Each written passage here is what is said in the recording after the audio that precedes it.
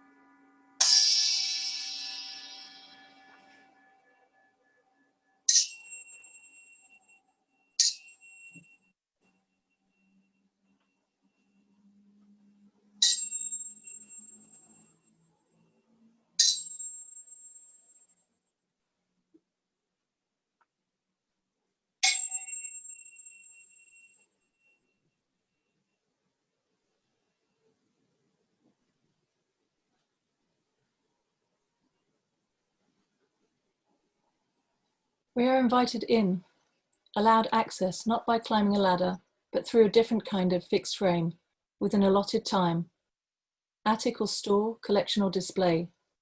This is a palimpsest of future plans, ideological inquiries, and spatial shifting order. The objects are an assemblage of the found, bought, gifted, made, and perhaps taken.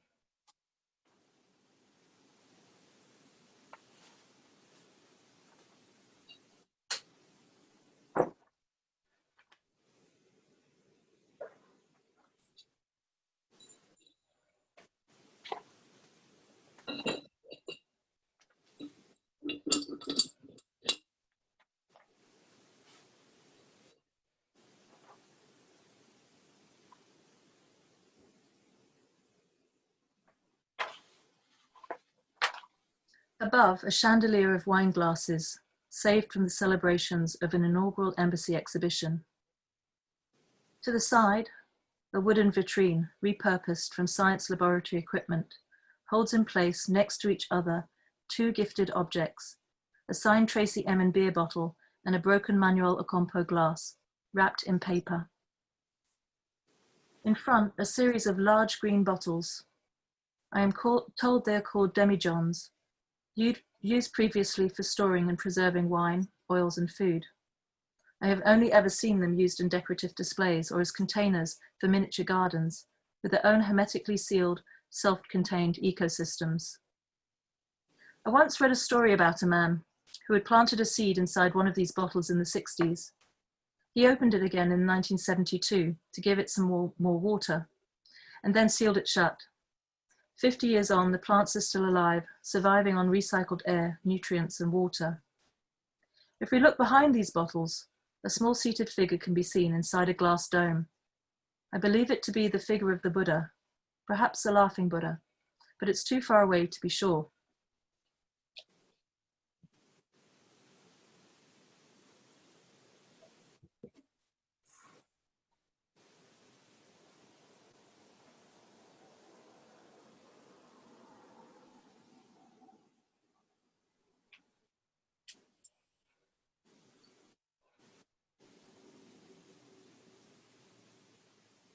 In the dream world, attics are said to point to the mind, to the higher self, the self that is in contact with the eternal. The attic could symbolize the total summation of your life's work, or the anxiety of hidden memories and stored emotions not yet ready to be acknowledged or revealed.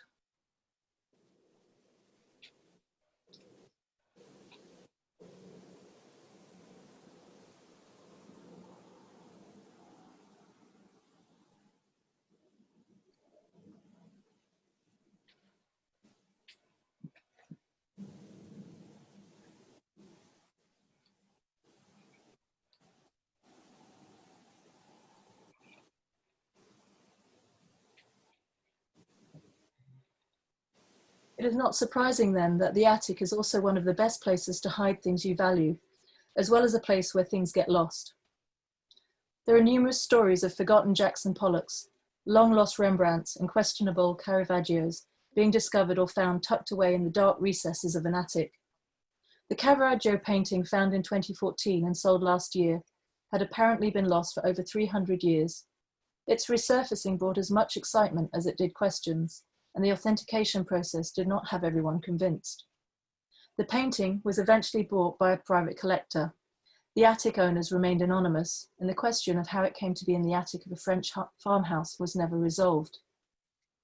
In this particular case aside, I start to wonder if the attic, or the found in the attic, provides an interesting, if somewhat underhand way of introducing into circulation an object that actually lacks provenance. Just as treasures hide, so fakes can slide out of the dark and into the light.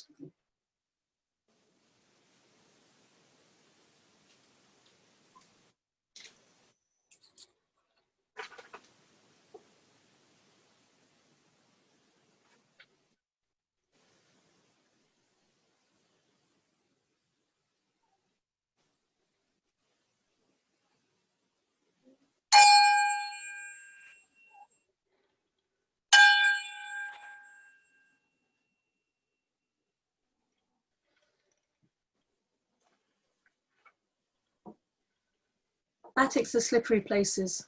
What goes in does not necessarily come out untarnished or untransformed. In this environment, differences in provenance can decrease. Similarities become exaggerated, and the individual temporality and specificities of each object becomes momentarily flattened.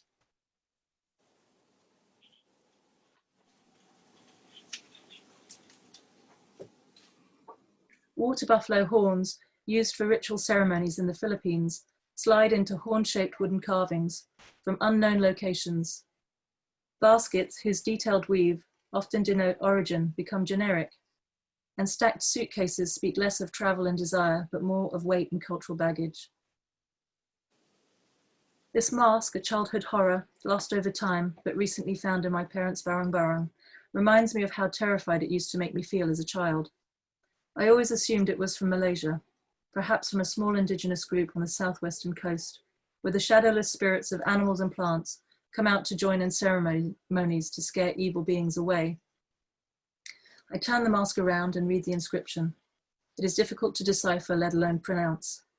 Lena Straße, Weiler, Lotchental. The address is of a small Swiss village where these masks are part of an annual carnival. Here, large masked figures in furs and wearing cowbells rampage through the streets, terrorizing everyone in sight.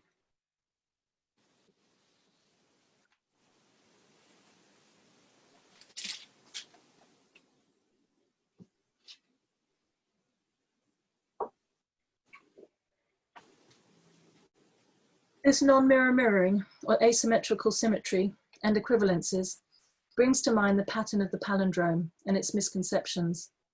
A palindrome is a word which is equal to its mirror image, but as we know, mirrors reverse objects and texts, and this linguistic mirroring is only really possible if you're able to read backwards or from right to left.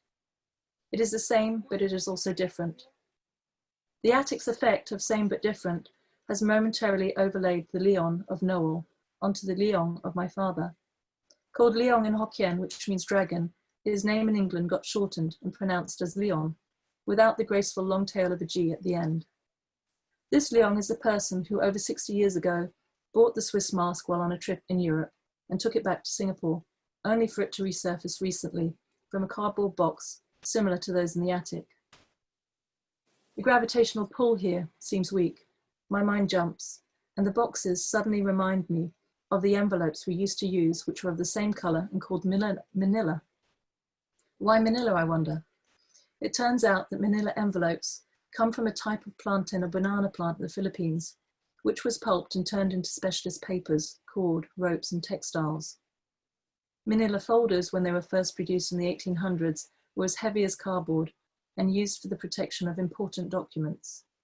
Now, however, they are made with different materials, but designed to evoke the original lustrous yellow-white color of the banana fiber that is no longer in use. Evoking is what these objects are currently doing, pointing to something, to someone, to somewhere else. The yellowish white reminds me of the deluxe paint called Timeless, an off-white with yellow tones. It is argued to be better than brilliant white for painting walls. The reason behind this is that the color is already aged and time will not leave its mark.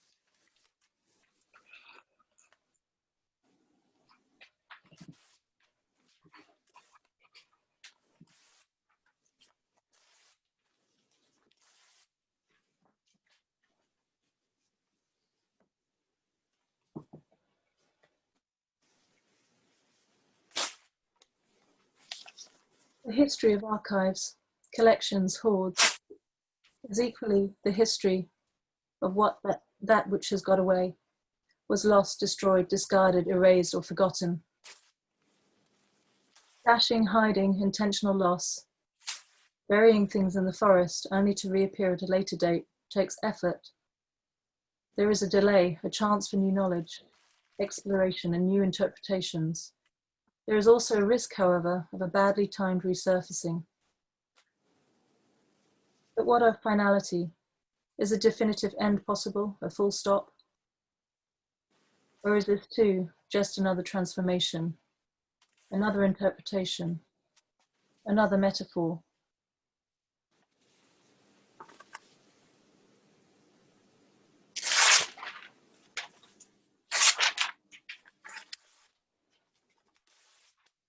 The dream about a fire in your attic foretells that your confidant may reveal certain secrets that you have been trying to put away.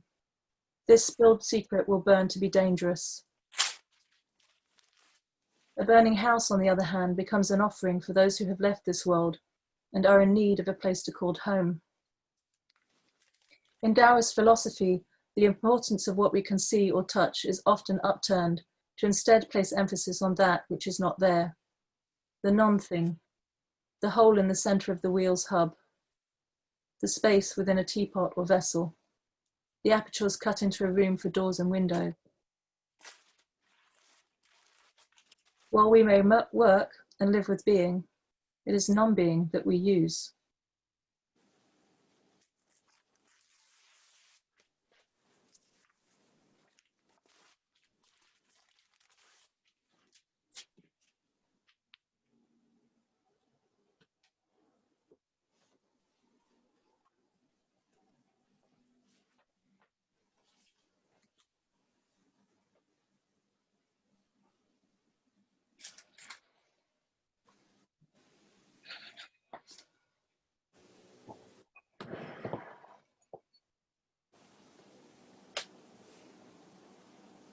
That dog out of shot that barks, or the dog that barks at something we cannot see, is in the film world a form of immanence, a something to come that we humans have not yet recognized.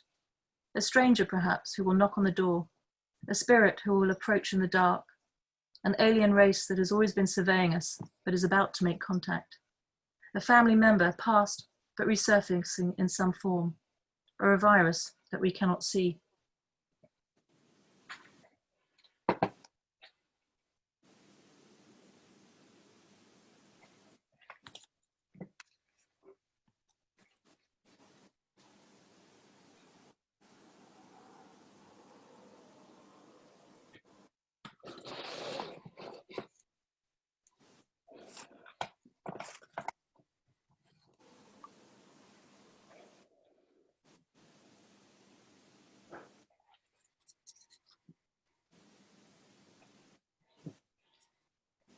The Taoist microcosmic orbit is the gathering and circulation of energies within the body along unseen meridians for the body and for opening connections to higher spiritual planes.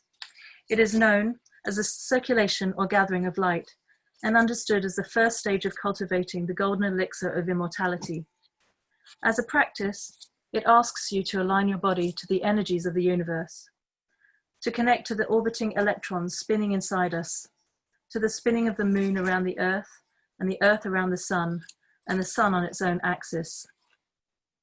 From day one, as a fetus in the wombs of our mothers, we have always been spinning.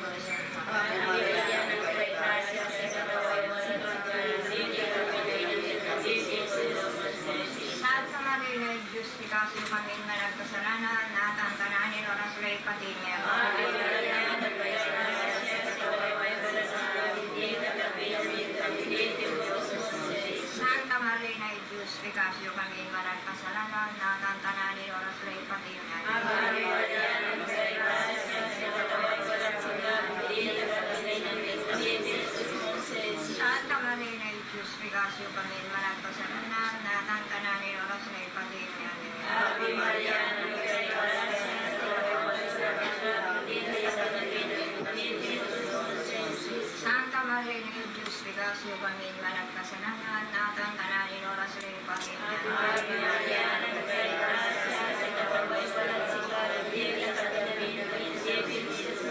Santa Maria, justifikasyo kami managkasalanan, natang tananin oras rin patilya.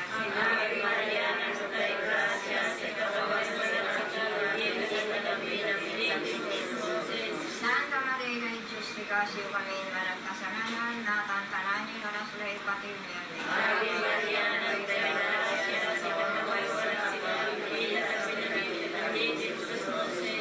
Santa Maria, justifikasyo kami managkasalanan, natang tananin oras rin patilya.